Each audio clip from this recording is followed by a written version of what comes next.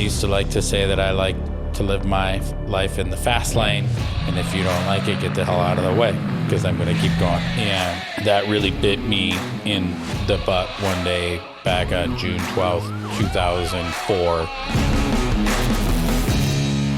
Hi, I'm Andy Burton. This is my brand new podcast, The Andy Burton Show, and I'm super excited to be able to share on this episode why I've created this podcast and the stories that we're going to share, a little bit about myself, a little bit about my guests, and talk just really more in depth on these amazing people that I've met in my mortgage and real estate journey. Before we get into my guests, I want to talk a little bit about my backstory, my origin story of what it was like for me and leading to this place that I'm at today, growing up in Hudson, Wisconsin, and coming from a small family in a small town in western Wisconsin, and how it brought me here where I'm only miles away, but in almost like a totally different world than where I grew up.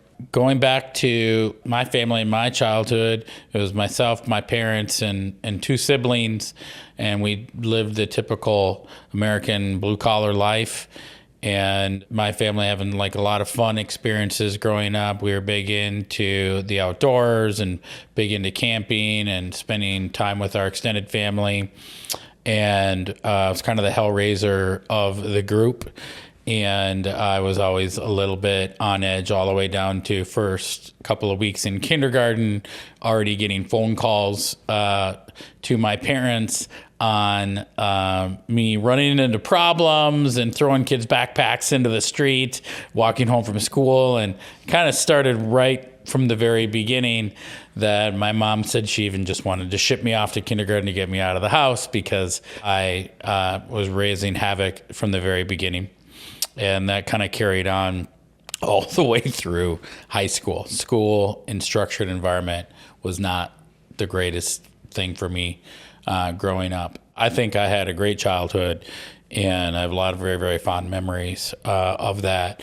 When I got into high school, I really struggled with being consistent with going to school and consistent with my education and applying myself, and just turned into me getting into a lot of trouble.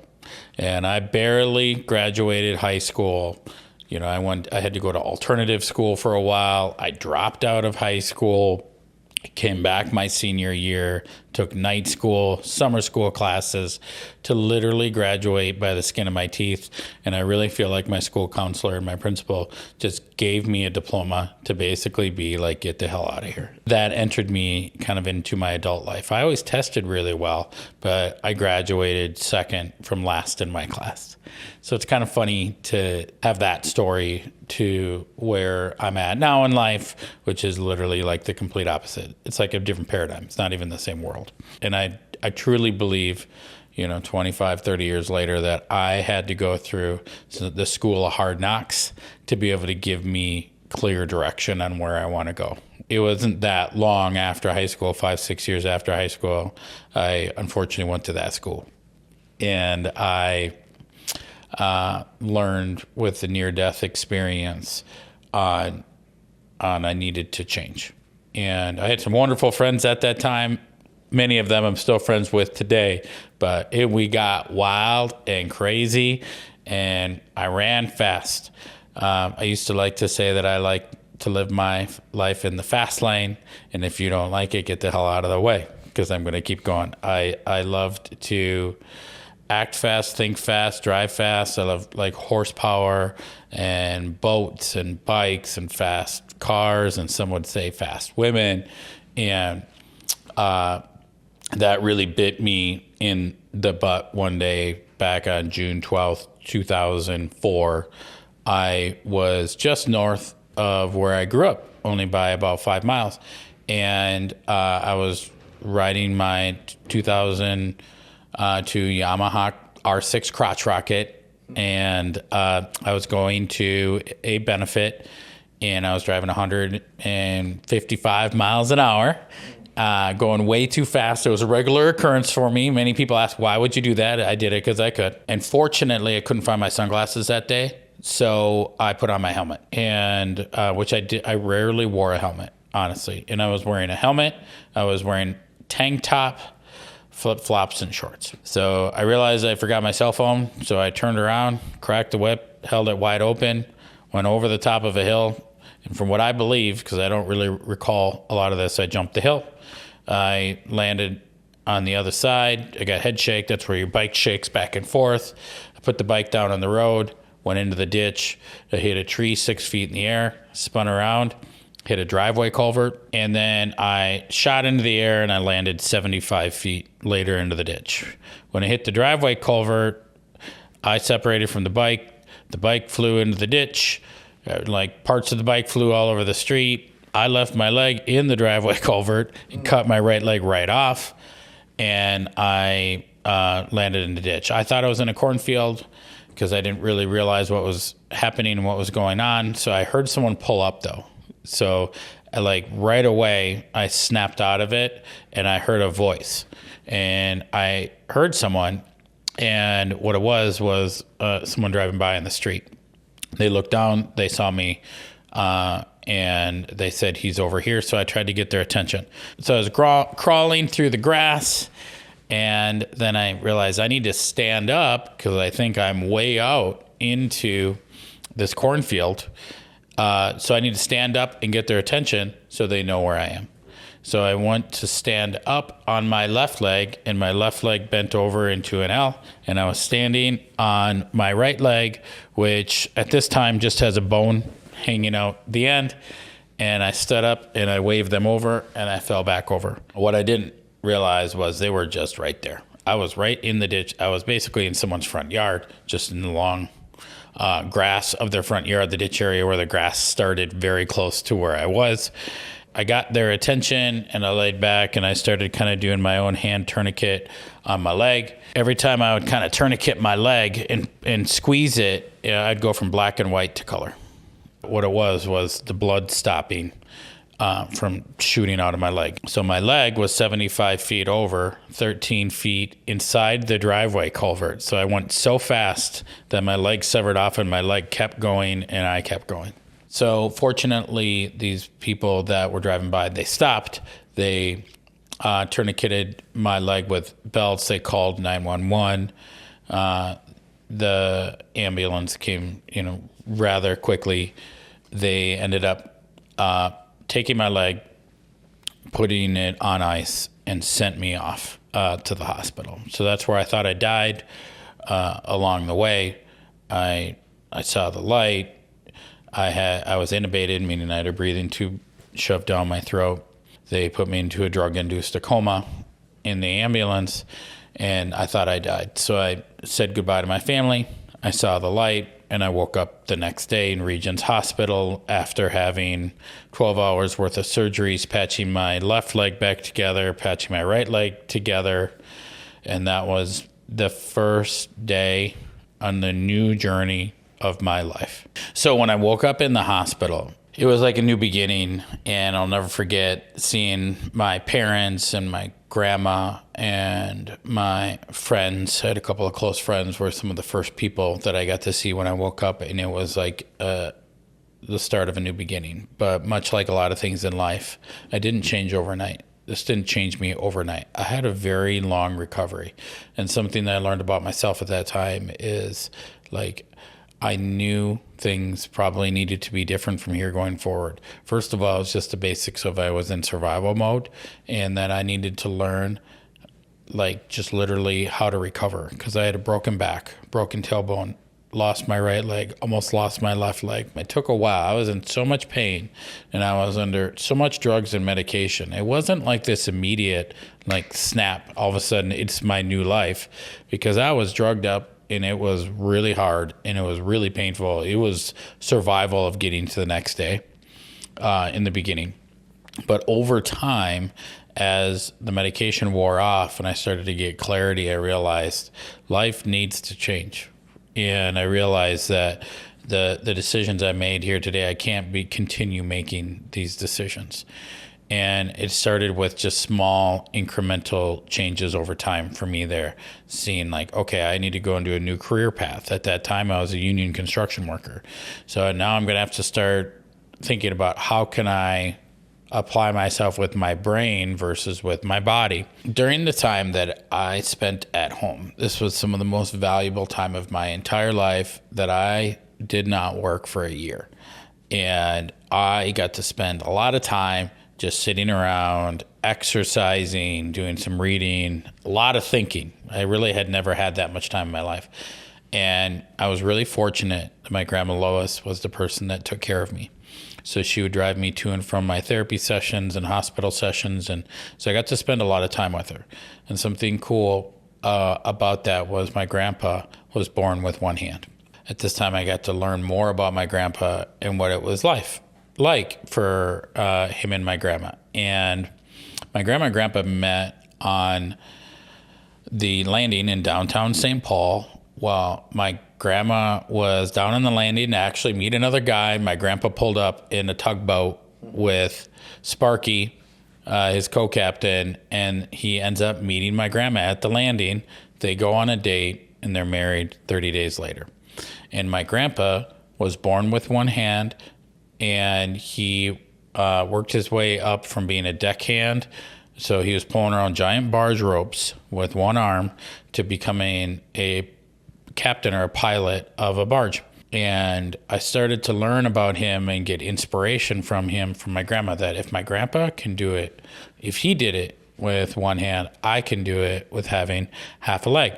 So I got to ask my grandma a lot of questions about my grandpa and what it was like, because my grandpa only had a third grade education, born with one hand, and he died a millionaire in the 80s. She said something that resonated with me to this day, where she said that he would say the only way you can be handicapped is between the ears.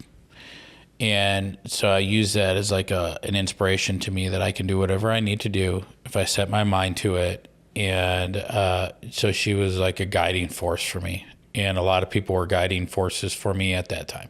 There was between the doctors and the nurses and my grandma and my parents. They all helped propel me up to say that I can do it, I can overcome this, and I just have an insanely resilient mindset. Like, I'm like Rocky. You can knock me down, but I'm just going to keep getting back up. So that was the first steps on the journey of saying, okay, we're opening a new chapter. At this time, I didn't know where it was going to go, but I just knew that I had something to prove.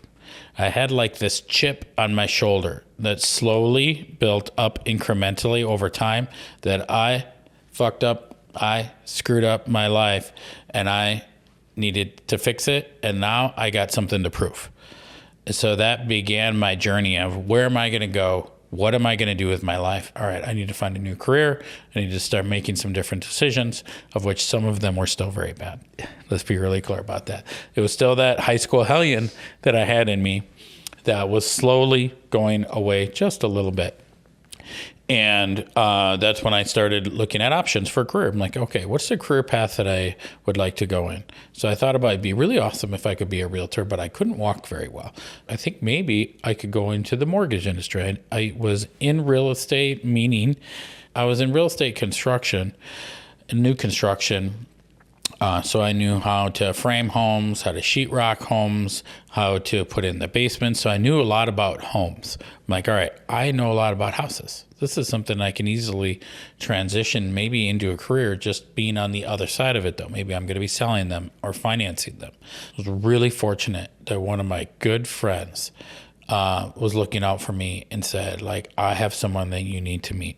And we were both into boating. I had power boats and he had a boat. So he brought me down to the marina and introduced me to a friend who was a real estate investor and mortgage banker. And he thought that we should connect. So he introduced us and said that Todd's into real estate. Maybe you guys should chat. So I had to pursue Todd for like 3-4 months. I kept calling him, and it took a while for him to really get back to me and take me seriously that I think I want to be a mortgage broker at the time. And this is 2004, 2005, literally like the pinnacle of the real estate market at that time. What I didn't realize was the market was just peaking and we were just ready to come out of euphoria. So he introduced me to the mortgage industry, and that was the beginning. I realized that from the recovery of my motorcycle accident, I had so many people that were helping me along the way, like the nurses, the doctors, specifically my grandma, that were coaching me and helping me along the way. What I started to realize in real estate and mortgage was no one was getting coached and helped through every step of the way of what does the next step entail? How do we avoid pitfalls? How do we become a successful homeowner? And I realized all of those things that I learned from my great doctors and nurses, I could bring that into the mortgage business, which absolutely needed at this time. This time in the mortgage and real estate industry, it was like used car salesmen selling people on terrible, terrible loans, terrible homes, and giving people really bad advice. So the industry needed this. And that was my inspiration of, I'm going to be a coach. I'm not only going to coach my clients, I'm going to coach my business partners on the skills that are needed in order to be a successful business person. So I was able to use everything that I learned from the experiences that I had in the motorcycle accident and apply that into the mortgage world. Fast forward 19 years later, when I got started in the mortgage industry, I started at the bottom and I climbed my way through, and I built a team that has served thousands of clients. I have been a top 10 loan officer in the state of Minnesota for the last 5 years in a row. I've been a top 10 loan officer in the United States for my company for the last 10 years in a row. We've gotten every accolade there is, from top 1% mortgage originator to Waterstone Mortgage Champion Awards to Diamonds Clubs. We have every accolade there is, and it's all falling back to the mindset that I learned after my motorcycle accident on communication, on coaching in the industry. Now it's closing on time, and realizing that the resiliency that I learned from how do I go from transitioning from a wheelchair to a prosthetic leg and learning how to walk again was invaluable in business. And that's the reason why we are so successful today, and we just keep being successful year over year over year for our clients. And I am seeing that our industry needs advisors. We need coaches. Our clients need more advice than ever because it's very complicated. And that's why I wanted to have this podcast, to be able to introduce the community to who the best in the business are and learn a little bit about their origin story, learn a little bit about their backgrounds. Just like I have a very, very unique background, I want to uncover this background for my business partners in real estate and introduce you to who they are. So I'm glad you're here, and I'm super excited for you to subscribe to the podcast, and I get to introduce you to the best in real estate on the Andy Burton Show.